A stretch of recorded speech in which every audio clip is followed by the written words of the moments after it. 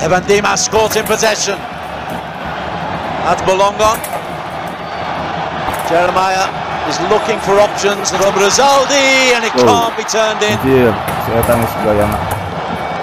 Once again, David Malana in a good position. It's almost like he's playing a dual centre forward role with Ezra.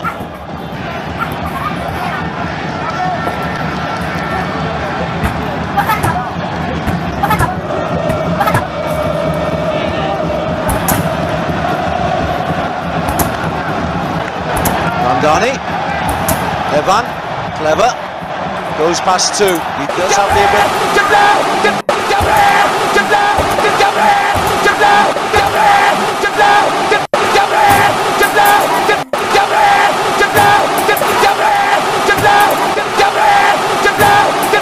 Come all the way to Croman, who misses the header from a yard out and then crashed into the post. I do hope he's all right.